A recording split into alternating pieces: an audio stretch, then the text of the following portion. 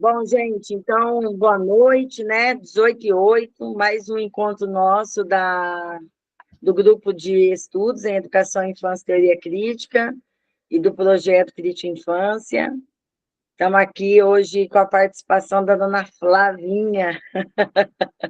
Ei, Flávia, sobrou para você hoje? O tema chamou atenção, viu, Flávia? Porque várias pessoas andaram perguntando sobre o assunto, né? Então, a Flávia hoje vai fazer uma discussão, né, relacionada... Fala o tema aí para mim, Flávia, eu estou tentando abrir aqui, só para não falar tema errado. Compartilha aí comigo o tema. Eu estou tentando abrir, mas está... Autoridade e formação, reflexões acerca do chão da escola. Vai falar da Hannah Arendt? Isso. A Hannah Arendt, ela é uma socialista, né, política muito bem vista no campo da teoria crítica, que ela vai discutir um assunto muito importante relacionado à docência, à formação de professores, que envolve a questão da autoridade, né, pedagógica. Muitas vezes nós caminhamos para o caminho do autoritarismo.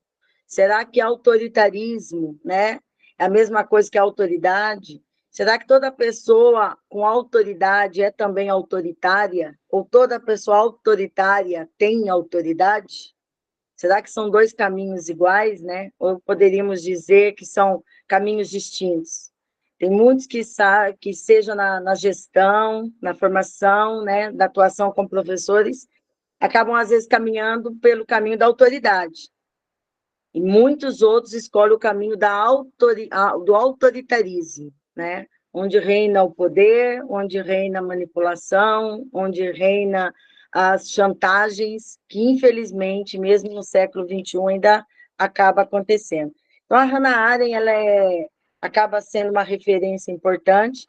Esse trabalho está vinculado a um trabalho belíssimo, gente, que a Flávia fez na dissertação dela, do mestrado em educação, e que é possível ser lido hoje por conta dessa publicização, né, das dissertações que o programa de pós-graduação em educação ele possibilita. Então, o mestrado, ela fez o mestrado em educação na UEL, depois ela vai falar um pouco mais sobre ela, claro, e ele tem possibilidade aí para ser lido pelas pessoas que se interessarem pela discussão que a Flávia vai trazer hoje, né? E é um trabalho muito bacana porque ele é atual, e mesmo no século XXI, né, com tantas leis e direcionamentos e discursos que colocam o direito a uma educação mais digna, de mais, né, igualdade, de forma mais democrática, a gente sabe que esses dois conceitos eles acabam reinando bastante dentro da escola. E para além da escola também, principalmente na educação das crianças, né? Muitos pais com que têm autoridade e muitos pais que são autoritários, né? Quais os caminhos, quais os melhores direcionamentos para uma educação mais saudável, mais digna, mais humanizadora e que potencialize efetivamente a emancipação dessa criança, desse ser humano. Então, Flavinha, obrigada pela sua participação, tem aí a fala, tenta direcionar uma fala inicial.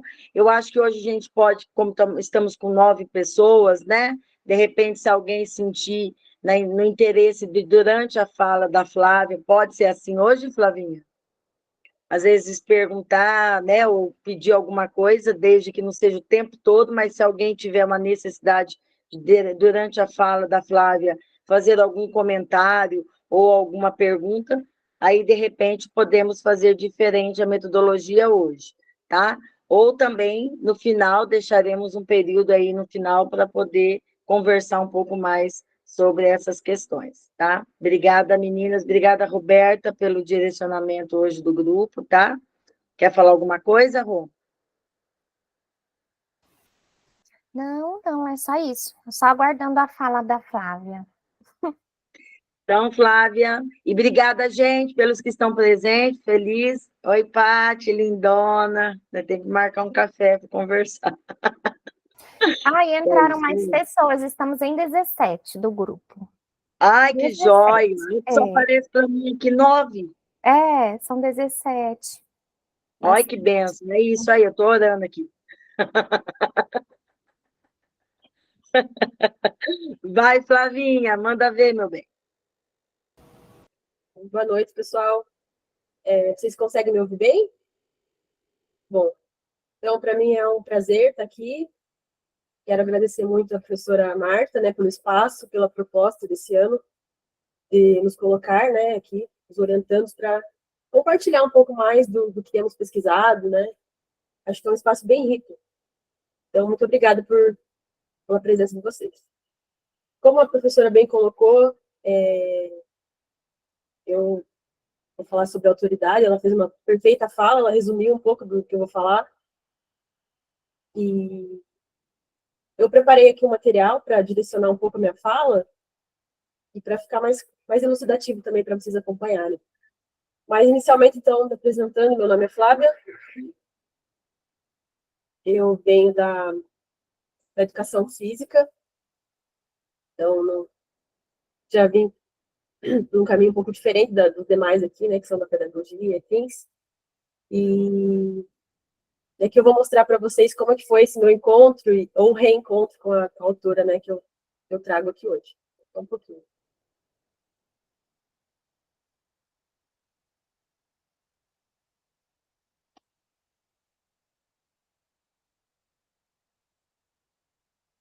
Agora eu não vejo mais vocês, então alguém precisar falar alguma coisa, eu consigo ouvir. Pô, apareceu a tela cheia?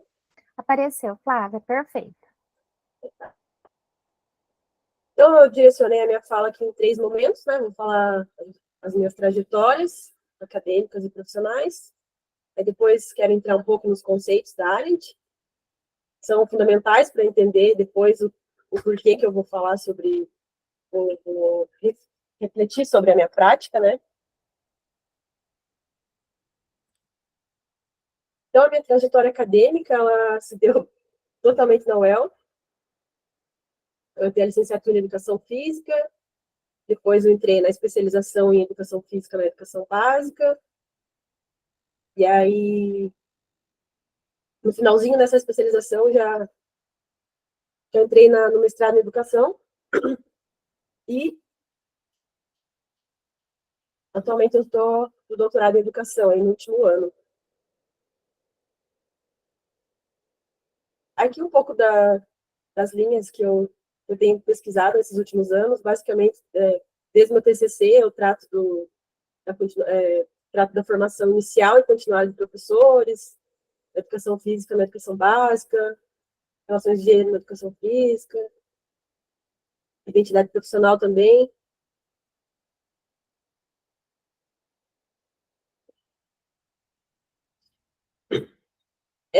A minha trajetória profissional, após a graduação, se deu nesse projeto de extensão universitária, que abriu um edital, e aí tinha uma vaga para profissional recém-formada na educação física.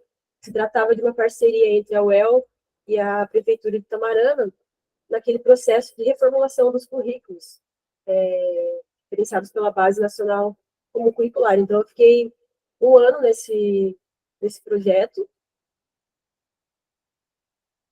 Aí, na pandemia, eu voltei para a cidade dos meus pais.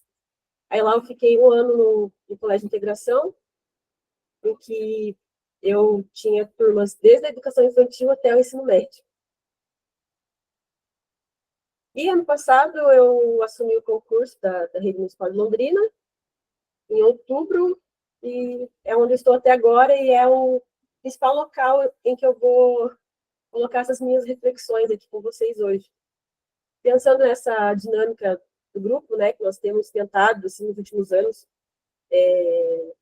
fazer essa aproximação da universidade com o chão da escola, né? Então, quem está entrando agora tem percebido como que nós valorizamos, a professora Marta tem feito esse trabalho, ela, além, né, está atuando na pós-graduação, na graduação, ela também é professora formadora, né, das professoras que estão na escola, em outros municípios. Então, nós temos esse trabalho de valorizar o trabalho do chão da escola. Então, não só que mais uma vez, falando sobre autoridade, não só aquela hierarquia, né? A universidade aqui, a escola aqui. Então, a gente tenta fazer essa relação dinâmica, colaborativa. Então, por isso que eu pensei em trazer na fala hoje algo que relacione tudo aquilo que eu venho pesquisando nos últimos anos com aquilo que eu estou vivendo agora, na minha prática pedagógica. Aí, aqui, só para elucidar, né, eu coloquei aqui os ciclos da vida profissional do professor. Então, eu estou aqui nesse comecinho, né? Então, aqui no grupo tem pessoas que estão em outras fases. Então, só para pontuar da onde eu estou falando, né? Uma professora em início de carreira. Então, mais do que muitas respostas, eu tenho muitas perguntas.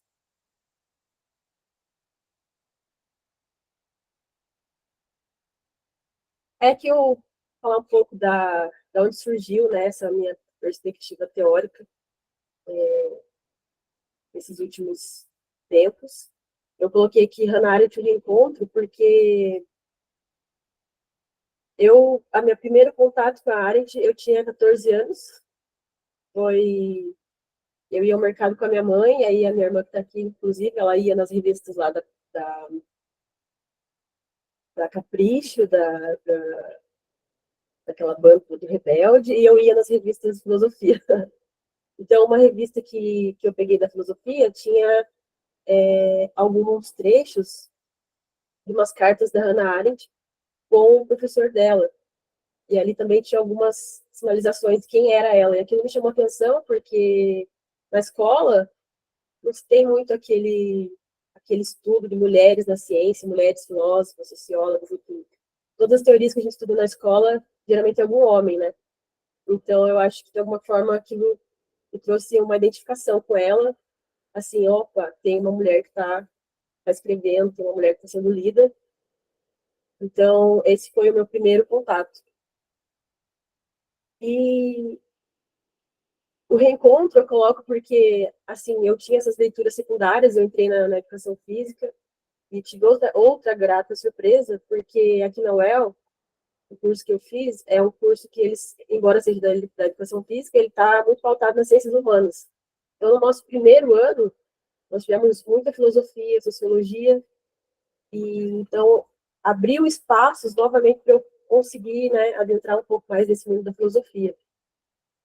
E o reencontro, de fato, aconteceu, acho que ele nem tá aqui, o colega Ravelli, eu conversava com ele na graduação, ele fez o mesmo curso que eu, e aí ele falou, olha, tem uma professora minha lá que ela gosta da Hannah Arendt. Por que você não vai lá conversar com ela? Vamos ver. E aí, então, ele que me apresenta para a professora Marta. Então, em 2018, eu entro no grupo, né, de pesquisas. E aí, foi bem legal, porque naquela época, até antes da pandemia, nós tínhamos leituras, né, assim, todo mês. Não que agora a gente não tem, mas, assim, nós chegamos a ler vários textos dela. Foi bem interessante. Então, esse foi o meu reencontro, só para contextualizar como que eu reencontrei essa teoria. Aí que eu coloco quem foi Hannah Arendt.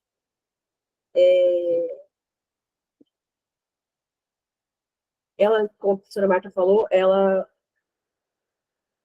é uma filósofa. Ela pode-se dizer agora que ela é uma das mais influentes do século XX. Por quê? Não só porque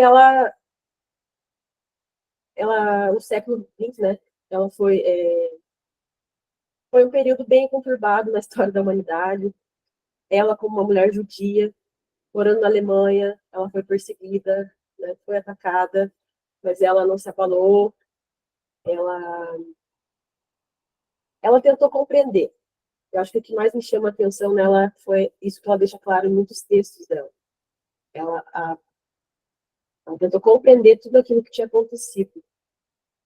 E quando eu falo que ela viveu à frente do seu tempo, não só por isso, né, porque ela enfrentou aquele regime nazista, enfim, mas porque desde você vai lendo a bibliografia dela, ela já foi se mostrando à frente do seu tempo, quando aos 14 anos ela já aprende latim sozinha, porque ela queria muito aprender a filosofia, então ela tinha essa paixão pela filosofia. E ela, como judia, ela foi atrás daquilo que estava acontecendo com o seu povo, né? Ela na Alemanha, a família dela judia, era uma família, vamos colocar assim, abastada, né, bem colocada socialmente, mas ainda assim judia naquele tempo, então teve muitas consequências.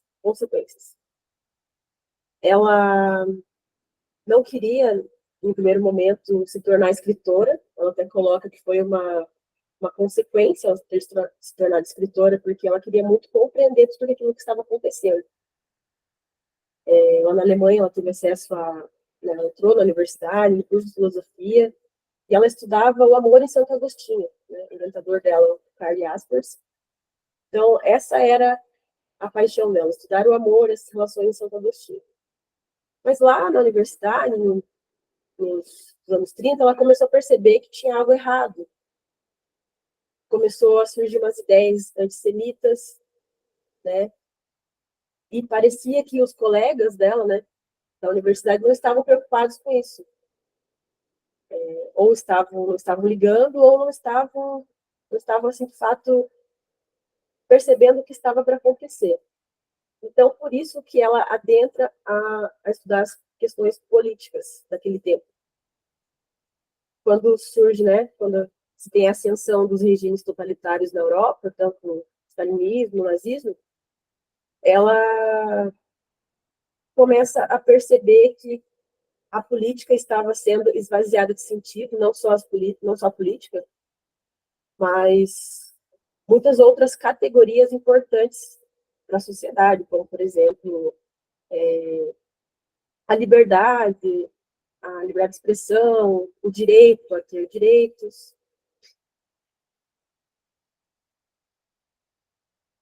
Aí aqui, para elucidar, né, a professora Marta falou que ela é bem vista na escola de Frankfurt. Então, ali, os filósofos, o pensamento dela foi influenciado pelo professor Martin Heidegger, o Karl Jaspers, o próprio Walter Benjamin, também o Adorno, o Horkheimer, né, tem essa interlocução com o pensamento dela.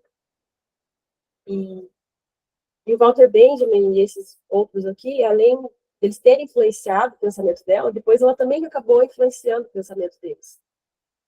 Então, ela foi uma mulher que deixou a sua marca também na filosofia. E aí que eu vou falar um pouquinho mais de política, porque para entender os outros conceitos da Arendt, o próprio conceito de autoridade, educação, a gente precisa entender mais ou menos porque o cerne dos seus conceitos é a política. Ela se baseia muito na Grécia Antiga, né? Para ela era aquele modelo ideal do que deveria ser a política e do que a política não estava sendo. Que ela fala, né, coloquei até uma citação dela, que somente naquele período os homens tiveram responsabilidade pela atividade política e a exerceram com muita consideração e dignidade. Porque naquele tempo ela entendia que se tratava de um espaço realmente público, um espaço realmente aberto a ideias diferentes, algo que, a partir, né, do século XX, isso foi se acabando, né? Foi se esvaziando todo esse sentido. Aí aqui eu coloquei, lógico que é imensurável toda a sequela, né, tudo de ruim que o nazismo e enfim, os regimes totalitários deixaram para a humanidade. Mas aqui eu coloco 4 pontos que a Arendt analisou, vai discorrendo ao longo da sua obra, que é o que eu já falei sobre o esvaziamento do sentido da política, porque a política se tornou um espaço totalmente autoritário, as pessoas não tinham voz nem vez, não tinham sequer direitos a ter a sua própria identidade, ou seja, elas foram apagadas, e não foram apagadas só fisicamente, nós sabemos que muitos livros, muitas obras, a cultura judaica, né, a cultura de outros povos que não eram os que não entravam naquela hegemonia, né, foram apagados, a ausência do acesso a direitos, tinha muito abuso de poder e violência, e o principal também, que é a ruptura com a tradição. A tradição aqui, não se trata daquele conservadorismo, enfim, um conservadorismo que agride, né, os direitos humanos, mas se trata daquele fio que liga uma geração à outra. Como eu coloco aqui, é a tradição do passado que sustentava as ações conscientes, respeitosas e responsáveis. Então, são aqueles modos de agir, né, das gerações anteriores que precisam ser passados para as próximas gerações como uma possibilidade até da continuidade do mundo, né? A Arendt fala muito dessa nossa responsabilidade de uma geração passar para outra elementos que constituam a durabilidade do mundo, né? Então, o que nós vamos passar para as próximas gerações? Precisa ter um direcionamento, né? Os mais novos chegam ao mundo como estrangeiros, como, né, numa terra nova. Então, os adultos precisam ter essa responsabilidade, né? Aqui tratando já, falando um pouquinho sobre o que vem mais à frente em relação à educação das crianças. Então, aqui, o principal, né? A política tem sua base na pluralidade das pessoas. Então, não se faz uma política com um ditador e várias pessoas abaixadas ouvindo. Então, a política é um espaço, né, ali em relação à própria polis grega, a política se dá na esfera pública e precisa ser um espaço aberto ao debate de ideias, né, diferentes ideias. Então, com pessoas plurais, pessoas diferentes, mas que estão ali pensando, questionando, vivendo em comunidade com vistas a um bem comum. Então, esse bem precisa ser comum. Não é um bem que vai favorecer um grupo ou uma minoria, não. É um bem comum. Como também já falei, né? Espaço plural. As relações humanas precisam ser constituídas em espaço de respeito e liberdade. Algo que, nos regimes totalitários, isso foi rompido, né, severamente. E precisa ter a participação efetiva de todas as pessoas, né? Todos os envolvidos. Algo que eu acho muito importante colocar aqui sobre o sentido da política é a relação do pensar para a Arendt, a atividade do pensar. Por que o pensar tem muito a ver com a liberdade? Porque, naquele período nazista, ela falava que quando o nosso corpo é preso, quando nós somos presos, né, a violência física, nós conseguimos aguentar e nós conseguimos fugir. Mas quando, né, um governo totalitário ele prende a liberdade das pessoas, o pensamento, e aí já é algo muito mais profundo e porque ele está atacando diretamente a liberdade, né? Então, e prender o pensamento das pessoas é muito mais grave do que prender o corpo físico.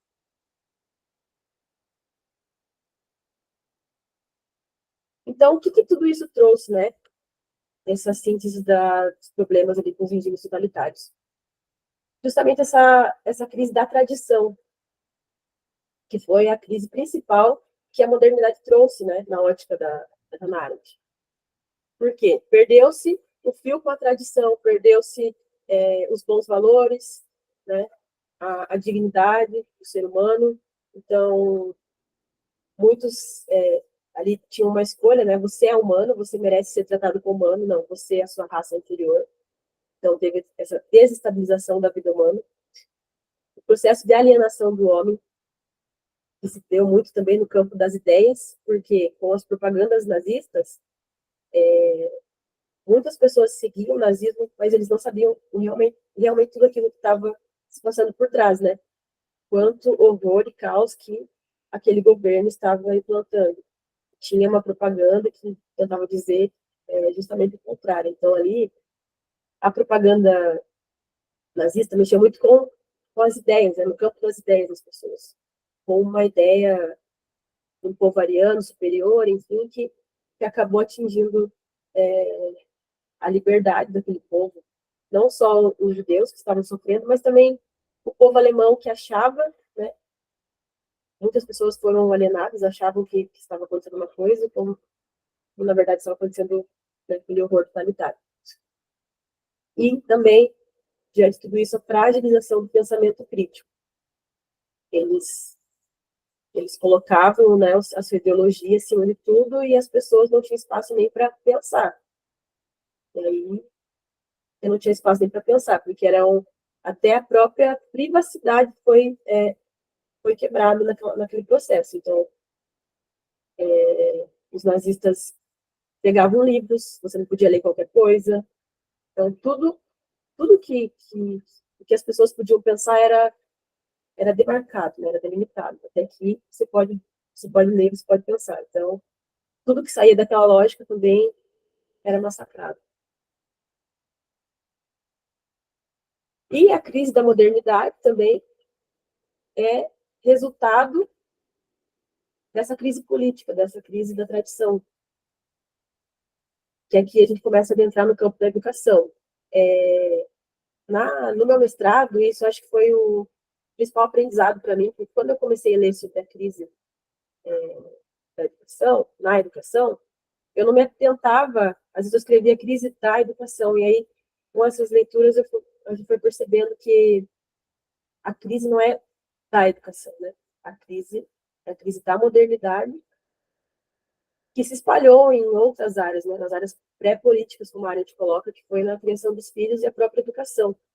Então, a educação é uma das instâncias ali que essa crise chegou, né? E a Arendt, quando faz essa análise, então, voltando um pouquinho na bibliografia dela, após esses horrores, né, do nazismo, ela precisou se apresentar, todos os alemães precisavam se apresentar, e ela, como judia, foi presa. Então, ela precisou fugir, depois ela foi para a França, ela ficou num campo lá de refugiados, e ela teve muita sorte, na verdade, ela só morreu, assim como todos os sobreviventes do Holocausto, quando você vai ler algum livro sobre, é sempre muita sorte que eles tiveram. E ela também, ela fugiu do campo da França, numa fuga em massa lá, e ela acabou conseguindo, né, depois de trancos e barrancos, ela conseguiu chegar aos Estados Unidos. Sem falar a língua, então ela chega aos Estados Unidos já em 1941, ela vai trabalhar como empregada doméstica para aprender o inglês, para poder, né, escrever para periódicos judaicos, e assim foi. E ela, como sempre, foi muito dedicada, com 14 anos ela aprendeu latim, então o inglês para ela foi fichinha, né? Então foi lá nos Estados Unidos que ela começou a fazer toda essa análise, né? Lógico que desde a Europa ela já vem fazendo essa análise, mas lá foi quando ela começou a escrever. Ela queria, na verdade, como eu já falei, ela queria compreender tudo aquilo que tinha acontecido. Então ela começou a analisar também a sociedade americana, que era uma sociedade que o consumismo estava acima de qualquer coisa, a autoridade né, dos adultos também já estava esvaziada de sentido, a própria formação dos professores. Então, o que é legal que ela constata, né, que essa análise não ficou só na Europa, não ficou só nos Estados Unidos. Essa crise da modernidade, né, nós ainda estamos, né, vivendo as consequências dessa crise da modernidade no mundo todo. E aí eu vou mostrar como que isso está, como que isso aparece para nós nos dias atuais.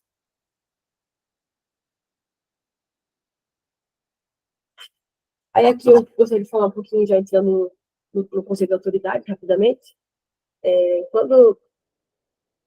Acho bem legal, quando ela vai falando do conceito, ela pergunta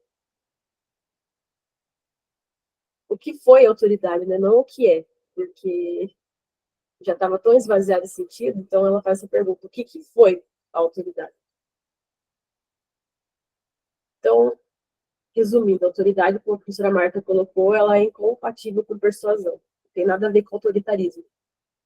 Não tem nada a ver com alguém estar acima de outra pessoa em qualquer relação. Embora exija, né, uma obediência, ela não pode jamais ser confundida com uma forma de poder e violência. Se uma pessoa precisa usar poder e violência, significa que ela não tem autoridade acima. Também a autoridade não tem essa estrutura de hierarquia radical, como nos regimes totalitários. Se você obedece a alguém ou a algo, não é porque você tem o medo, né, daquilo, é porque você compreendeu essa relação. E os envolvidos possuem a mesma legitimidade de direitos. E, principalmente, não pode ser confundida com autoritarismo. Poucas palavras, então, né, pessoal, a autoridade ela vai tornar a relação entre as pessoas mais pacífica, sem abusos, sem coerções e sem violência. E aqui eu falo não só da violência física, né, mas da própria violência simbólica, que relações autoritárias às vezes mascaram em palavras, né, violências simbólicas. E aqui chegamos ao campo da educação, né, mas o que a Arendt vai entender sobre a educação? Essa citação aqui dela, acho que é uma das mais famosas, que ela fala, né, que a educação é o ponto em que nós decidimos se amamos o mundo bastante para assumirmos a responsabilidade por ele e, com tal gesto, salvá-lo da ruína que seria inevitável se não fosse a renovação e a vinda dos novos dos jovens. Então, a educação, para ela, está muito ligada a essa concepção de natalidade, que seria os mais novos surgem para o mundo e para a continuidade deste mundo. Então, qual seria o papel da educação? Em poucas palavras, né? Porque seria orientar. Orientar, né? E também apresentar o mundo aos mais novos, orientá-los em caminhos desconhecidos e os encorajá-los. Sei que falando assim parece simples, né? Mas é basicamente isso. Então, a criança, como objeto da educação, ela está iniciando seus primeiros passos no mundo novo, como eu já falei. Então, essa criança ela está no estado a vir a ser. Precisa, né, de um responsável, de uma pessoa que vai orientar. Então, vai orientar essa pessoa que está em processo de formação. Não é também aquele sujeito passivo, um adulto está aqui e vai falar as regrinhas para ela, não. Mas é um processo dinâmico, né? Mas que necessita, sim, de um adulto, né? De uma pessoa mais velha e responsável. Flávia, Oi. vou aproveitar essa tua fala e fazer só uma interferência, tá? Tá. Aguenta aí. Vontade. Quem quiser falando também, pessoal, pode. Hã? Essa questão que a Flávia traz, gente, ela é fundamental, tá? Principalmente essa questão do conceito de tradição. Por que eu quero chamar a atenção nesse ponto? Porque a vida moderna coloca a gente dentro de uma visão preconceituosa do passado, como se tudo que passou é arcaico, é ruim, é negativo, não é inovador, não gerou, né, movimento de mudança. Uma das críticas que, inclusive, a gente acaba até fazendo em relação à escola tradicional, por exemplo. Porque a escola tradicional, né, ela fazia isso e aquilo com o aluno, o professor era o detentor, e fazemos um movimento como se fosse tudo dentro de uma negatividade. Mas quando a gente faz uma análise do movimento histórico, a escola, por exemplo, tradicional, no seu contexto, ela foi revolucionária, ela foi moderna. No nosso tempo hoje, ela não é mais. Ela é considerada inútil para o tempo que vivemos. Mas o que eu quero chamar a atenção é o seguinte, que a Hannah Arendt vai falar que dentro dessa conjuntura da mudança, na sociedade de modo geral, e especificamente nos modelos de educação, a gente foi deixando para trás questões muito importantes, que é principalmente a nossa responsabilidade sobre as gerações mais novas. Consequentemente, nós fomos abdicando da nossa tarefa de educar, não só dentro da escola, mas de educar essa humanidade, para ver o mundo e se envolver nele, e não criarmos uma situação de acabar fazendo com que as nossas crianças e os nossos jovens sejam expulsos desse lugar, desse mundo, né, que hoje nós conhecemos como sociedade, né, como modernidade. E dentro dessa tradição, então ela vai dizer que as gerações antigas, né, eu vou falar assim, as gerações anteriores, elas são responsáveis em cuidar, em direcionar, em ensinar, em apontar, em orientar as gerações mais novas. Não tem como a geração mais nova saber de algo que não for lhe ensinado. E aí ela faz uma grande menção em relação à autoridade, né, dentro das instituições iniciais da vida da criança, que envolve principalmente a questão da autoridade paterna, que na verdade é movida pelos responsáveis, ela usa o termo autoridade, né, paterna, mas não no sentido do pai, né, autoridade paterna na condição da paternidade, da maternidade, da responsabilidade do primeiro afeto, né, do primeiro vínculo de afeto e de educação. E ela traz o mesmo termo, autoridade, né, relacionando a escola com o uso da autoridade pedagógica. E ela vai dizer que ambos estão em crise, por conta, muito bem dito pela Flávia, de um movimento, de uma crise muito maior, que é a crise dessa modernidade, que joga fora, né, ou abdica, ou negligencia as raízes e vive, né, de um suposto, uma suposta superficialidade formativa. Então, eu acabo fazendo com que parece que corrigir, ensinar, direcionar uma criança, parece que isso vai gerar um trauma. Isso pode gerar um problema para a vida dela, que, né, conduzir a criança pode estar tirando a liberdade. E ela não, ela vai dizer que a liberdade ela é desenvolvida, ela é conquistada pelo processo de expressão que se vem dentro de uma relação de autoridade. Consequentemente, dentro da sala de aula, eu não posso falar assim, porque essa criança é terrível, porque essa criança só faz bader. Qual a minha autoridade sobre ela? Autoridade, não autoritarismo. Ou seja, qual o meu papel de responsabilidade sobre essa criança? O que eu tenho feito para ajudar essa criança a não ser expulsa desse mundo, entre aspas, de liberdade de expressão dentro de uma lógica, né, humanizadora? O que eu tenho feito para ajudar essa criança a efetivamente permanecer nesse lugar? Eu ensinei? Eu disse a ela os limites, eu dei a ela as regras de convivência, né? Eu tenho cobrado dessa criança essas regras, eu tenho cobrado de mim as regras de convivência. Então, é muito interessante, porque daí ela traz de volta, gente, um profissional, um professor, principalmente que é o tema dela, vamos pensar relacionando a crítica infância, a educação das crianças, um profissional que não está ali só para um tarefeiro da educação, mas alguém que tenha compromisso com a vida em formação, que é até o ponto que a Flávia vai dizer, né, de um processo de vir a ser, que se inicia dentro de uma posição de ensino. Então, ela traz essa palavra muito forte, o ensino. Então, não é só ensinar para a arte de viver. O que ela está querendo dizer? Não é um ensino boboca, não é um ensino só no sentido assim, como que eu posso dizer, sem direcionamentos, sem objetivos, né? Poderia trazer na linguagem mais atual, sem propósitos. É um ensino responsável. O que eu estou fazendo com essa criança e o que isso efetivamente implicará na vida dela. Um exemplo bem típico, tá? A minha sobrinha, por exemplo, só para vocês entenderem, né? A minha sobrinha está bastante... ela está com 2 crianças e recentemente ganhou agora uma nenezinha. E ela é visivelmente nela a estafa que ela se encontra por não estar dando conta de cuidar das 2 crianças. Porque ela passa a maior parte do tempo com a menorzinha no colo, porque a menor chora muito.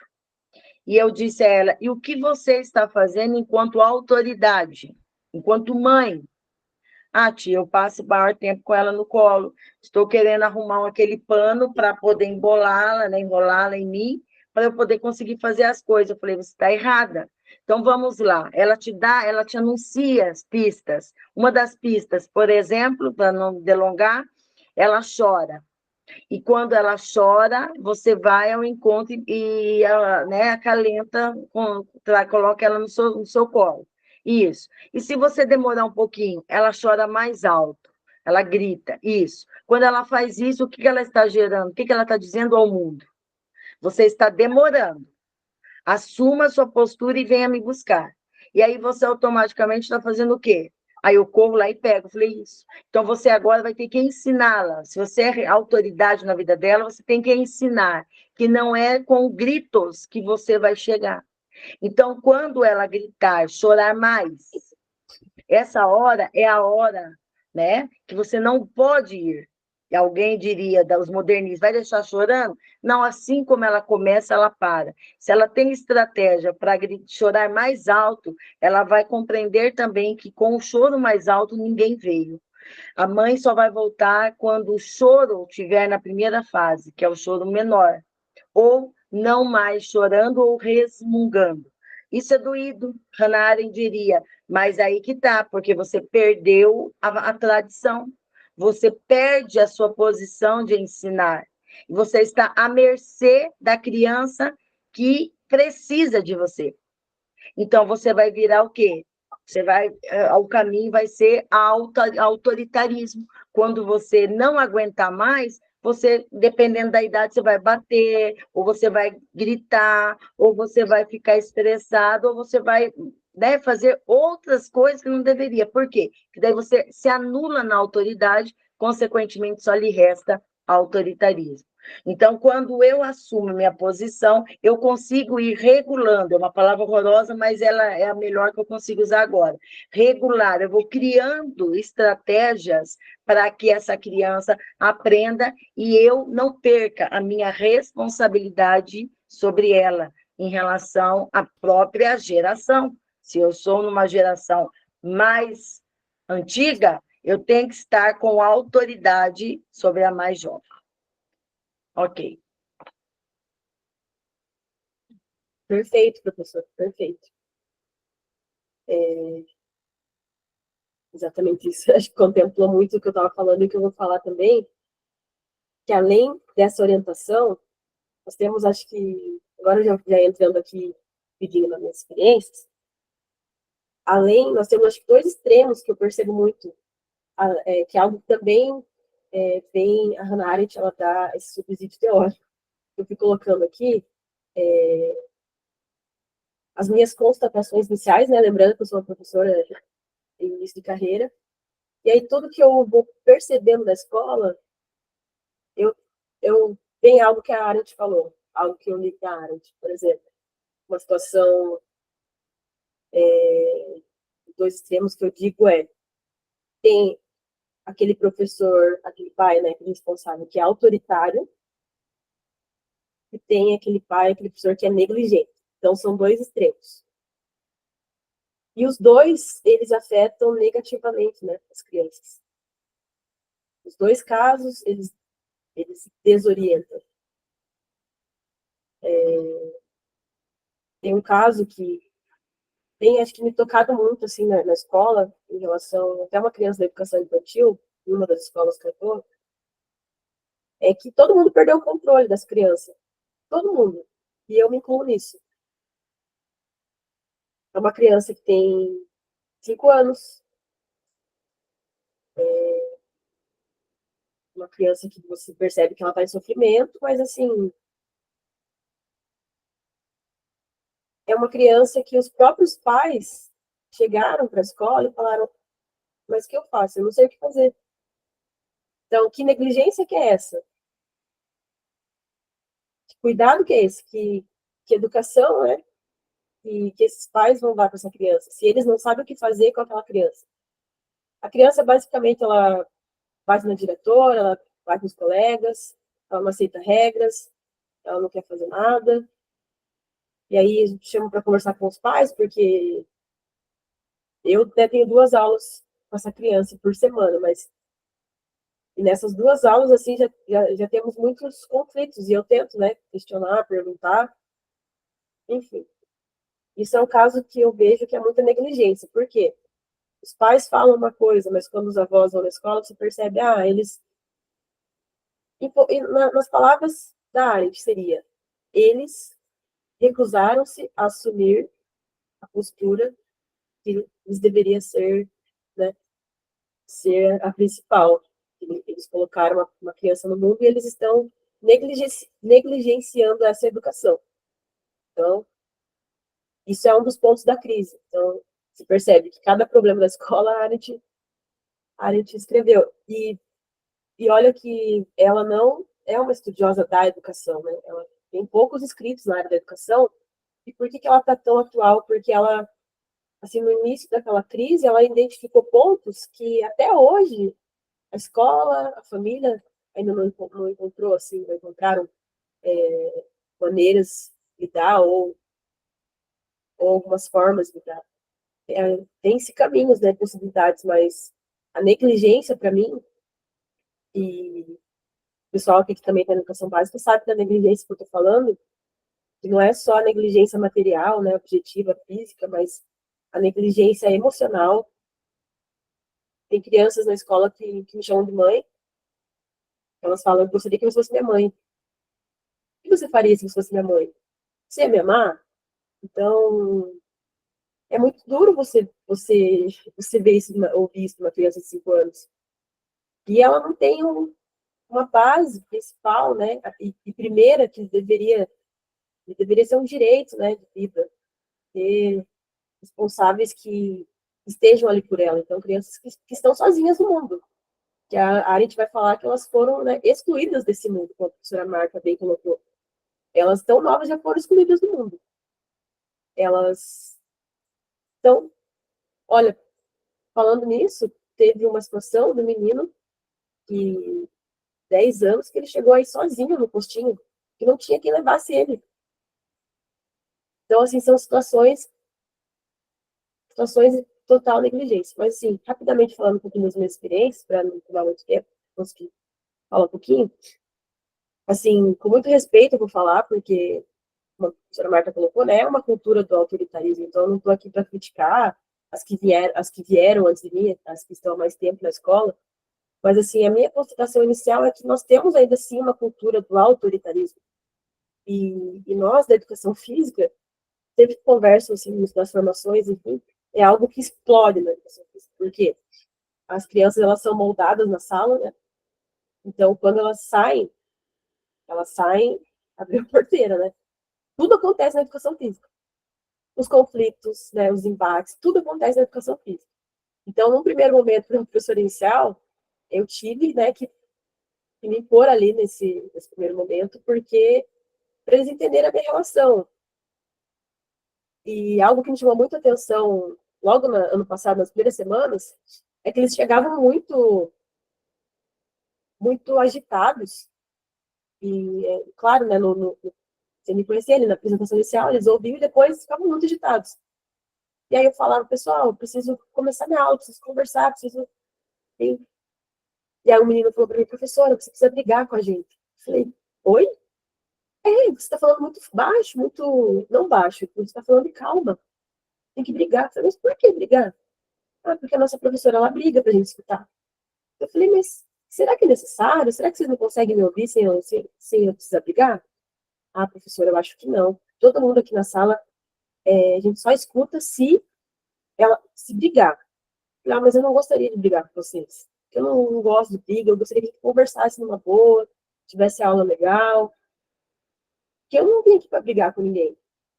E aí ele olhou para mim, e aquilo foi, eu vi que ficou uma interrogação. Ah, nossa, mas como assim ela quer que... Né? Isso para mim foi algo que me chamou muita atenção, porque essa cultura do autoritarismo, as crianças acabam sendo moldadas a isso. Então, quando chega um professor que sai desse script, eles ficam perdidos, eles não sabem como reagir, porque eles não conhecem outra relação. É a relação que eles conhecem, que alguém vai mandar, e assim ele vai conseguir se autorregular. Outra situação, né, também, nós queremos jogar bola, e aí eu pensei comigo, que relação que eu quero estabelecer com eles? Uma relação autoritária, eu chegaria e falaria assim, olha, vocês não vão jogar bola, o conteúdo é esse, e pronto, acabou. Quem manda que sou eu. Mas eu queria mostrar para eles o porquê que eu não queria deixar eles jogarem bola naquele momento. Porque se eu não tivesse um objetivo, né, um porquê de estar ali, eu também ia ser a primeira a querer jogar bola, porque eu amo jogar bola. Eu falo para eles, tanto que às vezes sobra um tempo. Eu jogo com eles, não tem problema nenhum, eu falo para eles. Mas o que está por trás desse jogar bola? Aqui eu já, aproveitando a fala da professora, já falei sobre a negligência por parte dos adultos, né, que os pais que não sabem o que fazer com o filho. Então, aqui foram os principais pontos, assim, rapidamente, dessas minhas experiências. Então, aqui eu trago, né, a análise dos conceitos da AIT, né, dessa autoridade confundida com autoritarismo, porque essa professora da turma, ela acha que ela tem a maior autoridade, mas, assim, tanto que no conselho de classe, as pessoas, as outras professoras, as R2, né, que aqui no Unopina a gente chama assim, que é de História e Geografia, ou as próprias coordenadoras falavam, nossa, tal aluno fez tal coisa, ele é conflituoso, nossa, mas na minha aula ele não fala nada. Aí eu, claro que ele não fala nada, ele não tem espaço, é um ambiente autoritário, ele não vai falar, ele está com medo. Tanto que saiu dessa sala, se transforma, né? Então, essa relação de autoritarismo é uma relação bem mascarada, na verdade, porque a criança, ela só vai respeitar, em muitas aspas, na sua frente, quando ela vira as costas, e aí é que está o problema, né? É o tipo, é o típico, a típica relação que a Adorno vai falar muito isso, né? Que produz as personalidades autoritárias. Uma criança que é educada com bases autoritárias, que tipo de personalidade que ela vai construir? Que tipo de mundo que ela vai ler? Qual a leitura dela desse mundo? Qual a leitura dela das relações? Que tipo de relações que ela vai estabelecer? Então, essa questão da autoridade não é só em relação ao próprio desenvolvimento, né, da criança, mas é a base principal, né, como a área a gente vai colocar, a base principal da própria durabilidade do mundo, da dinâmica, né, do mundo. E eu percebo muito que esse modelo autoritário, né, torna além dessas personalidades autoritárias, mas principalmente os alunos têm essa falta de pensamento autônomo. Como eu falei, eles não sabiam, inicialmente, não sabiam se regular sem alguém gritar com eles. Então, eu venho, né, nessa tentativa de estabelecer um espaço. Agora, né, 8 meses depois, já não vou falar que é a aula ideal, o modelo ideal, porque ainda tem muitos pontos negativos, muitos problemas nas minhas aulas, mas, assim, esse principal momento dessa troca, desse momento dinâmico, desse lugar que eles possam se sentir confiáveis, né, é o principal que eu tento estabelecer. Por quê? Quem aqui nunca ouviu alguma outra professora chegar e falar, essa turma você não pode mostrar os dentes. O que ela quer dizer? Essa turma você tem que ser fechado, você não pode dar um sorriso. E para mim, né, falando como Flávia e como todo esse processo formativo, né, que eu pude ter acesso, uma educação sem sorriso para mim não faz sentido. Uma educação sem afeto para mim não faz sentido, porque qual que é o objetivo maior dessa educação?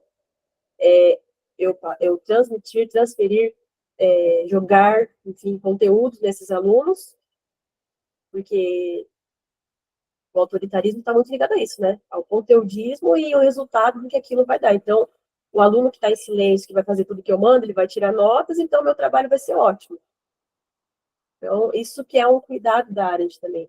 Para que nós estamos, né, ensinando esse menino a ler? Toda essa educação, essa base da educação por trás. E a tirania dos coletivos, quando eu falo nós queremos jogar bola, se dependendo da minha abordagem, né, vira uma tirania. Se eu deixo eles jogarem bola, a tirania dos coletivos, que a gente fala, é muito mais perigosa. Crianças sem um direcionamento. Em relação à própria personalidade autoritária que eu falo, o que eu fiz? Eu fui mostrar para eles que a importância que os conteúdos têm. Então, eu não escolho os conteúdos. A nossa aula de educação física não é uma aula livre.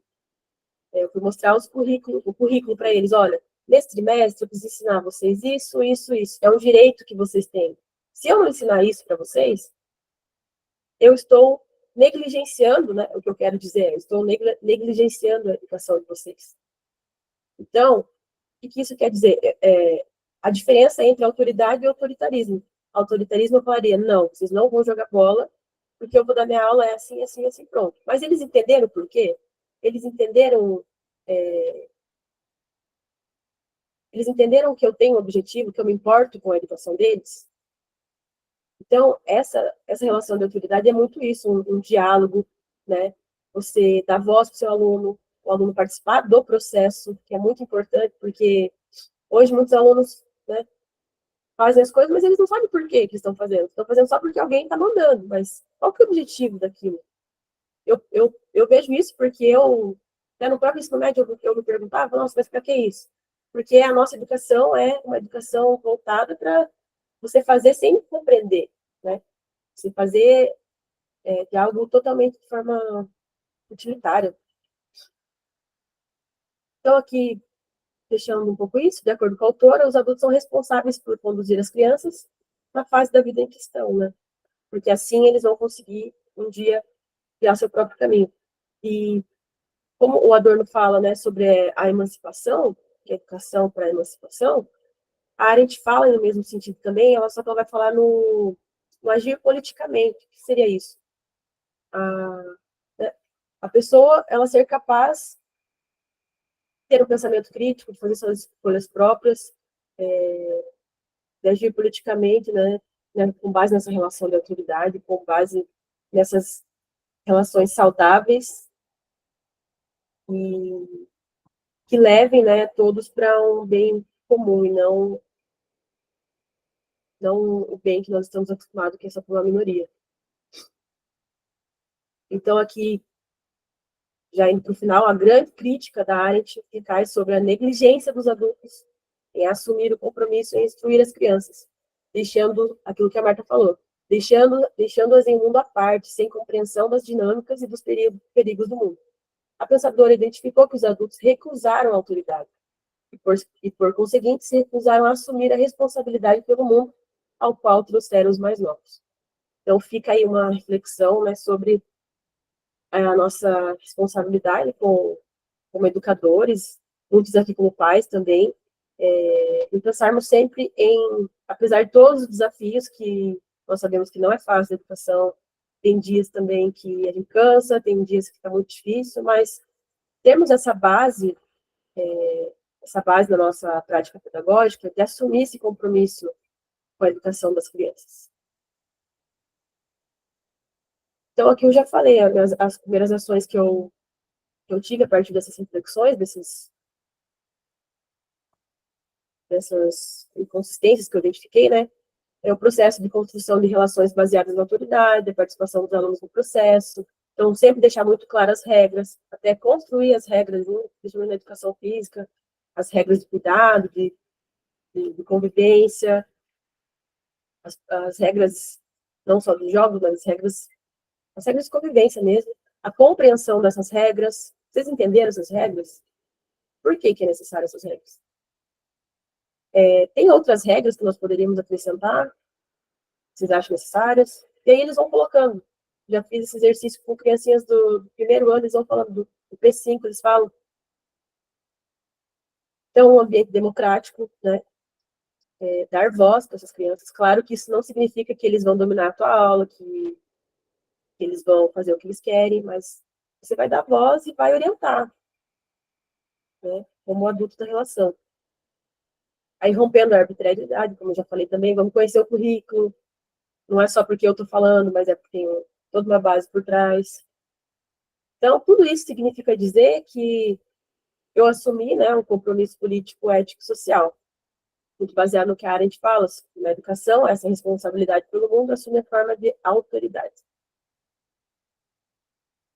Então, ela não é imposta, é desenvolvida em processo contínuo, como eu falei para vocês, eu ainda venho desenvolvendo isso, né, porque ainda é difícil. como eu tenho 2 aulas com as turmas, você disputar essa turma com modelos autoritários é um processo complicado, né? Tentar mudar esse modelo. Não é um processo simplista e rápido, requer um ambiente democrático e, mais uma vez, os alunos como participantes ativos do processo. E é isso, pessoal. Eu agradeço pela atenção. Não sei se consegui atendê-los, né, as expectativas. E é isso. É um assunto bem interessante, né, Flávia? Que eu acho que vale a pena quem, de repente, né, tiver interesse em debruçar por essa leitura, né? Nós temos uma obra famosa da Hannah Arendt, que é Entre o Passado e o Futuro, que ela vai trazer esse conceito, né, sobre crise, conceito de crise de autoridade, e lá dentro desse conceito de crise de autoridade, ela divide didaticamente na crise de autoridade paterna e pedagógica, né? Eu acho que, na verdade, isso é muito importante. Olha, o Fernando Lozano, gente, de Honduras, aqui, que delícia, né? Eu acho que é uma discussão pertinente que faz, né, ponto para a gente refletir, principalmente o nosso papel, nossa condução, né, e os direcionamentos que temos feito para os nossos estudantes, as nossas crianças, dependendo do nível escolar. Isso que é legal, né, Flávia? Eu vi que a Natasha levantou a mãozinha, já deixa você falar, Ná. Eu acho que é muito interessante que a contribuição da Hannah Arendt, ela serve para todos os níveis, tá, de ensino. Tanto para quem atua nas primeiras fases iniciais ali da vida, né, informação, tanto para quem trabalha em outros níveis escolares, até como, por exemplo, ensino superior. Porque daí a gente coloca uma responsabilidade de ensinar. Hoje o modernismo tem tirado do professor a responsabilidade de dar aula, por exemplo. Nós sabemos que isso acontece muito em instituições superiores. O professor acha que dar aula é só distribuir texto para estudantes e cada um se responsabilizar em dar seminário. Quer ver um ponto de crise? Não se dá seminário para alunos de primeiro ano de graduação. Seminário, por exemplo, seu conceito é muito complexo. Eu jamais posso gerar no estudante uma responsabilidade tamanha desta, de ter que discutir, porque o seminário é o quê? É o encontro de várias leituras dentro do mesmo ponto. E o que muitas vezes o aluno faz é uma apresentação a partir de um fichamento de um texto. Então, isso não é seminário. E às vezes a gente vê muito comum isso. E aí, no final, fica só nos aplausos e não sem direcionamentos críticos e de reflexão. Isso acaba sendo uma didática que se diz a didática do protagonismo, né? A didática onde o estudante ele é protagonista do saber. Ele é do saber que ele aprende. Agora, o professor ele é protagonista do saber que ensina. Então, isso é uma coisa que é inadmissível. Eu vejo acontecer demais dentro do ensino superior e as pessoas brincam de dar aula. Acho que é só fazer isso. Se for para dar aula dessa forma, é muito simples. Então, a Hannah Arendt diria assim, vamos assumir a tradição, beber e dar aula com decência, né? Direcionar caminhos, não é porque você está com o pessoal do ensino superior que você acha que tem que assumir, eles assumir a responsabilidade que, inclusive, você recebe para tal função. Fala, Natasha. Vai lá, meu anjo. Pro, a Tati levantou a mão primeiro, deixa ela falar primeiro. Eu não vejo aqui, eu só vi você. Vai lá, Tati. Oi, gente. Estão me ouvindo? Ai, vou falar rapidinho. Flávia, parabéns pelo trabalho. Não tem nem o que falar, você é incrível. A gente sabe que você se debruça muito nesse estudo, e esse estudo me chama muita atenção, é uma coisa que me faz refletir. O meu projeto de doutorado tem seguido nessa linha, né? A questão desses conceitos de autoridade e autoritarismo, e nada mais concreto do que o chão da escola. A gente tem visto dentro da escola como que a barbárie ela está sendo reproduzida dentro da escola. Eu estava escrevendo esses dias, né? E eu estava lendo o Adorno, e o Adorno ele coloca que o professor ele já foi tomado por um arcaísmo que afeta diretamente seus comportamentos. E esses comportamentos são muitas vezes violentos. Então, ele fala que para a mudança desse comportamento depende do próprio professor. Então, provavelmente, alguém não teve autoridade na vida desse professor. E assim desencadeia como se fosse uma reação em cadeia, né? E, de fato, a gente tem visto muito na escola essa questão da autoridade, essa confusão entre autoridade e autoritarismo. Esses dias, e você falou que o afeto, ele é muito importante, ainda mais quando a gente está tratando de criança. Eu tenho uma criança na escola que o ano passado ela era extremamente violenta. As pessoas nunca falavam o nome da criança. Ao se referir à criança, falava o autista. Né? Então, assim, vem algo antes do nome dessa criança. Ah, é o autista. Aí, como que o autista é? Aí ele quebra tudo. Aí ele não respeita. Aí ele faz isso de birra. Ele faz isso para chamar atenção. E eu peguei o relatório dessa criança dos anos anteriores. É triste de ver. É triste de ver. De tanto que essa criança foi bombardeada, de tanta negligência. E hoje a gente tem um olhar diferente, a teoria crítica, os estudos da teoria crítica, a questão da autoridade, do autoritarismo, que a professora Marta tanto nos pôs a refletir, fez a minha prática, minha visão de formar e conversar com as professoras dessa criança. Por incrível que pareça, gente, é outra criança. Sabe, assim, eu chego a me emocionar porque não é a mesma criança. A criança, ela é linda, ela é pura, ele abraça todo mundo, ele beija todo mundo. Nunca mais a gente precisou chamar os pais da criança para falar algo do filho, né? Então, é questão de como tratar essas crianças, de como ser professor em sala de aula. Que tipo de professor que eu estou sendo? O que eu estou representando para o meu aluno? Eu estou descontando na minha criança, descontando todas as minhas frustrações que a sociedade recai sobre mim e eu deposito nessa criança.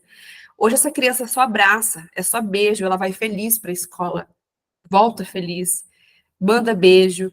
Então, assim, é emocionante de ver o papel que a gente tem, que é tão importante na vida das crianças, né? E muitas vezes isso falta em casa. E é nós que estamos ali, nós que somos, que temos afeto. Por exemplo, uma criança que pergunta se a professora poderia ser mãe, é porque ela está sentindo uma necessidade. E é a figura do professor que muitas vezes transforma a realidade. Então, Flavinha, parabéns. Depois eu quero que você compartilhe alguns materiais para a gente trocar umas figurinhas, porque eu vou precisar. E no mais é isso, pessoal. Agradeço. Eu vou dar aula daqui a pouquinho, tá bom? Beijo. Obrigada, Tati. Uma interferência, né? O que a Tati falou me fez lembrar daquela fala que a Flávia fez durante a apresentação dela, né? Que muitas vezes a prisão do pensamento, né, Flávia, ela é mais grave que a prisão do corpo, né? Isso acaba acontecendo, as coisas vão se alastrando no sentido dentro da escola e tomando proporções assim, monstruosas. E aí você pergunta por quê? Porque é isso, todo mundo fala isso, todo mundo vê dessa forma, e aquilo que é tão terrível se torna naturalizado. E aí um ponto que a Hannah Arendt vai falar também, que querendo ou não, que é essa alienação do homem, né, na multidão. E o Adorno, ele comunga da mesma perspectiva quando ele vai falar da cegueira, né? Muitas vezes estamos cegos no meio da multidão, nós estamos perdidos, nós vamos para um coletivo, a cegueira dos coletivos, que é o quê? Você vai na onda dos outros, e muitas vezes não para fazer o movimento de parar e pensar, gente, será que esse caminho é o melhor? Né? Será que se a gente fizer de outra forma, você vê, uma coisa tão simples que a Tati traz é o quê? É uma ideia simples, ouvir a criança, não pelos seus comportamentos de agressividade, mas pelos outros comportamentos que ela tem a oferecer. E onde ela foi capaz de ser ouvida? Quando ela é percebida que ela também tem as fragilidades, as necessidades de uma outra criança, que às vezes não bate, que não faz birra, que não grita e que não é aparentemente a dificuldade dentro da escola, né? Fala, Natasha.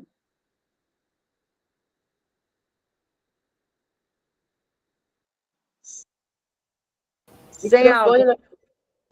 Oh, meu Deus, toda vez eu faço isso, gente. 50 anos usando tecnologia e não aprendi. Mas a fala de vocês duas me fez pensar muitas coisas. Eu falo assim, esse dia eu estava até falando com a professora Marta. Hoje, eu vejo tantas coisas que eu sinto vontade de escrever e de falar, né, de produzir, mas eu estou 50 horas na escola, daí não dá tempo, entendeu? Aí chega a hora que você consegue parar um pouco, você quer descansar. Mas vamos lá. Então, assim, são 2 pontos, acho que, assim, primordial que eu vejo. Vou citar um exemplo de uma criança, que é uma criança que é da minha turma, mas, assim, são várias crianças que eu conheço nessa situação. Assim que eu cheguei na escola, assim como a Flávia, eu sou recente ali no município, e quando eu cheguei na escola, quando eu assumi a turma, olharam para mim e falaram assim, olha, professora, tem um aluno na sua turma, te desejo boa sorte com ele, porque ano passado precisaram trocar ele de turma, e inclusive a mãe dele ameaçou, falando que ia bater na professora, se ela não parasse de encher o saco, reclamando do filho dela. Então você toma cuidado. Aí você imagina eu, né, olhando para a situação, falando assim, meu Deus, acabei de chegar no negócio aqui, como que é isso, né? Já vou sair apanhando. Aí eu falei, então tá, né? Então vamos conhecer. Porque eu aprendi na faculdade que a gente não pode julgar o livro pela capa, né? Então a gente não vai pelo que o professor está falando, a gente vai pelo que você pensa, né? Pela tua experiência, não pelo que os outros estão falando. Falei, então vamos conhecer, né?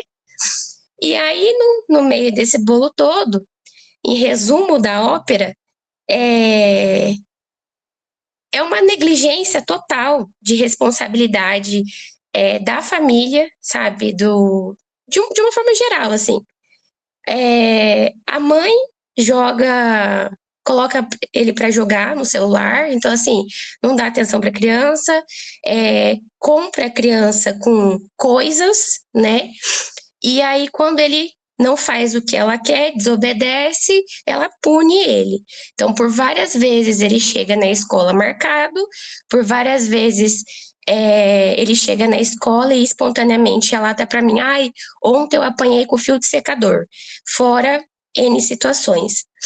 Então, assim, quando eu comecei, eu falei para minha mãe, eu falei, mãe, como que tá diferente a educação? Porque na época, quando eu estudava, eu lembro que eu não podia malemar falar um A pro professor, que minha mãe mesmo falava, olha, você tem que respeitar.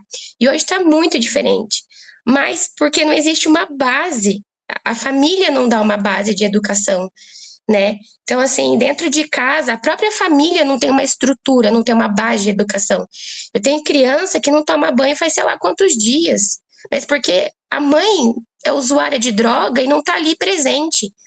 Então, assim, é uma negligência com a criança e com a responsabilidade de educação dela. Então, hoje eu vejo que o professor, além dele educar, dele ensinar, né, ensinar ABC, ensinar matemática, ele tem que ensinar a vida, ele tem que ensinar amor, ele tem que ensinar coisas que a criança ela deveria vir de casa, né?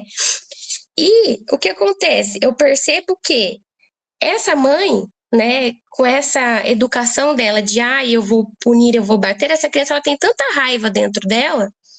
E aí quando falaram para mim dessa criança, falaram assim, olha, toma cuidado e você seja bem dura com ele. Aí eu falei, por quê? Né? Diante de toda a situação, eu falei assim, a mãe já é dura com ele. Ele só vai ter mais do mesmo. Então, o que vai resolver? O que vai mudar? Né? Porque dar mais do mesmo não vai fazer diferença na vida dessa criança. Então, eu parei, analisei a situação e falei, não, eu vou fazer diferente. Eu vou dar o que ele não tem. Eu vou dar afeto, eu vou dar respeito, eu vou dar amor. E aí, gente, olha que incrível. Hoje, quase todos os dias, ele me abraça e fala, professora, eu te amo. Ele nunca tive problema com a mãe dele. Até hoje eu não apanhei da mãe dele. E, principalmente, claro, né, nem todos os dias são flores, tem dia que ele está mais agitado, mas ele sempre participa das aulas, ele está sempre ali comigo. Então, assim, mais uma vez, eu, né, volto com a fala ali das duas. Autoridade e autoritarismo são coisas completamente diferentes. E hoje em dia a gente precisa parar muito para pensar sobre isso. É uma discussão na escola, ali no chão da escola, que, olha, é longa. Então é isso. Obrigada e parabéns, Flavinha. Obrigada. A Natasha sabe como não é fácil, porque eu chego aqui para ela às vezes falando misericórdia. Mas Às vezes a gente sempre chora junto. Construir esse caminho de autoridade é muito mais difícil, gente. Nossa. Por que as professoras para elas é tão mais fácil chegar e mandar e calar a boca e todo mundo vai copiar? É muito mais fácil. Muito mais fácil. Desenvolver um espaço de autoridade demanda tempo, muita energia. Vocês sabem que as crianças demandam muita energia. Enfim, obrigada pelas contribuições. Você vê que é um assunto, né, gente, tão interessante que se desse, né, se a gente não tivesse outros compromissos, daria para continuar aqui conversando, tem muita coisa. Quem sabe a gente possa voltar com um texto de leitura, tentar intercalar para o segundo semestre, vamos nos organizar, viu, Robertinha, para incluir um texto, principalmente aquele mesmo da crise da educação, para a gente poder discutir melhor, porque tem muito ponto ainda para tratar, sabe? Bem, coisas bastante interessantes. Mas a gente poderia caminhar... Formação, né, prof? Eu acabei não entrando muito, não deu tempo muito de entrar na formação, ela vai falar que um dos efeitos dessa crise está muito na formação do professor, né? Assim, a própria constituição dos currículos das formações dos professores, inclusive também da própria representação social da profissão, igual a Natasha estava falando, é a Arendt falando.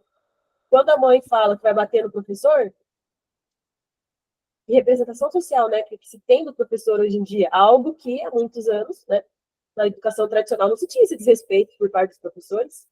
Cheio já dá com aquele texto do Adorno, Tabus acerca do magistério, da educação e emancipação, dá para trabalhar os dois. Olha, é interessante, né, gente, que essa discussão ela é forte mesmo, e isso é histórico, né? Nós só vamos tendo mudanças, né, nesse olhar do professor de acordo com o tempo. Mas hoje se no passado nós tínhamos uma visão do autoritário, hoje nós temos a visão de um perdido. Às vezes a sociedade vê o professor como perdido dentro da escola, dentro da sala de aula, à mercê, vítima, né? Refém de um contexto. Então, é um assunto que, de repente, a gente precisa trabalhar. Inclusive, você me fez lembrar, Flávia, que tem um texto que eu escrevi, eu acho que foi para um livro da Adriana, um e-book que ela organizou junto com os meninos lá, que é A Formação que Forma. Eu coloco alguma coisa assim, porque não é toda a formação que forma. Não é fazer qualquer curso que vai garantir ao professor uma formação que garanta a ele uma atitude de autoridade. Dependendo da formação, é só instrumental. É só para instrumentalizar o mundinho, que no final da história não reage em termos de melhorias, né? Mas eu fico feliz de ouvir a Natasha, ouvir a Flávia, ouvir a Tati, que são meninas que estão dentro da escola, e contar com emoção. Que bom que contam com emoção, e que chorem sim. O triste é quando não chorarmos mais, e não nos emocionarmos mais, e isso não nos incomodar mais. Se ainda quando você, mesmo é triste dizer isso, mas se a realidade, as barbáries existem, e nós não temos a força de um milagre de acontecer que tudo acabe. O que não pode acabar em nós, né, é a esperança, a fé, né, a esperança de que as coisas podem melhorar. E o que não pode acabar em nós é o estranhamento. Então, quando a gente estranha, a gente reage. Então, o choro, né, a voz agoniada, né, o sentimento assim de dificuldade é o que ainda nos provoca, nos promove a continuar lutando pelas nossas crianças. O dia que isso não nos chocar mais, que essas tristezas que a gente vê, essas dores que o Adorno vai falar, as dores do mundo, não nos mexer mais na nossa humanidade, aí nós já estamos efetivamente afetados por esse lugar horrível, né, que é o lugar da desumanização. Então, enquanto ainda reagirmos, enquanto ainda tivermos emoção, enquanto ainda tentarmos fazer alguma coisa, nós ainda temos a esperança. E essa é a verdadeira formação que temos que ter, uma formação que seja para resistir, para buscar o caminho da desbarbárie, para não aceitar o que está posto. Né? Então, quando alguém olha, ele é assim porque ele é autista. Não, ele antes é autista, ele é o João, ele é o Luiz, ele é uma criança que precisa receber tudo que necessita, independentemente das suas limitações, das suas características. Porque essa criança, ela vai ser, não adianta investir, porque você não viu o pai dela? Não importa quem é o pai dela, quem sabe é ela que vai contar uma nova história. Então, a gente tem que começar, sabe, não aceitar, a não aceitação. Aí me fez lembrar mais um texto maravilhoso, uma obra, que é a do que eu gosto, já usei bastante ela, do Frederic Gross, que é a Desobedecer, onde ele faz uma crítica que ele não se incomoda com aquele, que não é para nos incomodarmos com o que desobedece, é para nos incomodar com os que obedecem, sem questionar. Os que aceitam tudo, sem falar nada. Esse sim que tem que se incomodar. Porque aquele que desobedece, ele ainda está tentando ver outro caminho. Agora, aquele que obedece, ele já aceitou isso como, né, determinado. Olha, adorei a discussão de hoje, se pudéssemos continuaríamos, mas a hora já vai, né, já são 19h29, de repente, vamos tentar ver o planejamento, às vezes, ou coloca já um próximo texto para suavizar um pouco as apresentações, quem sabe o próximo agora pode ser até... Olha, já tem seu texto também lá, aquele texto sobre... Tem um texto teu, eu acho que é, se eu não me engano, é com a Heloísa, não é? Sobre a autoridade paterna, sobre a autoridade pedagógica. Sozinho, eu tenho ele, autoridade... Vocês estão confundindo o que você fez com a Heloísa. Mas tem um que você fala sobre autoridade pedagógica, lembra? Esse que é o que eu escrevi sozinho. Acho que ele tem, na verdade, eu escrevi 2 textos, ele está em 2 revistas. Um eu sei que é a crise, que eu falo da crise da educação, outro eu falo alguma coisa assim, autoridade pedagógica. Eu vou achar esse, eu tenho ele, eu não lembro o título, mas esse está bem claro, assim, tudo que a gente falou. De repente, né? Sim. Que daí tem uma linguagem mais acessível, de repente, para o pessoal participar. Vou ver ele, vou indicar, daí eu falo com a Roberta. Mas, gente, olha, adorei a discussão de hoje, obrigada, Flávia, maravilhosa apresentação, né? Quem sabe aí você continue agora fazendo essas interseções, essas relações mesmo com a realidade, com o chão da escola. Quando você fez esse movimento para a gente, é o movimento fazer a dialética acontecer, né? Que é a relação teoria e prática. Às vezes, na época do mestrado, você não estava tão, assim, tão, né, como se diz, vinculada à escola, e, de repente, se você fosse escrever esse texto, já mudaria muita coisa, né? Pelas próprias experiências aí de vida. E no mais, gente, obrigada, eu li cada comentário também do Eduardo, viu, gente? O Eduardo fez vários comentários belíssimos aí durante a apresentação da Flávia. Hoje ele está quietinho na oralidade, mas está vibrante na escrita. Pega esses pontos aí, já dá para virar um texto. Obrigada, Eduardo, muito rico, estava lendo aqui também, sempre muito preciso, e eu gosto muito do movimento de reflexão que ele faz. Obrigada, Eduardo. É ótimo. Gente, um grande... Um momento todo seu. O próximo encontro, então, vai ficar em julho. Vamos seguir, porque o calendário está tudo louco mesmo. Então, dia 30 de julho, próxima terça-feira, aí vamos tentar entrar, então, com o texto. Aí a gente suaviza um pouquinho aí as apresentações para retomar depois no segundo semestre.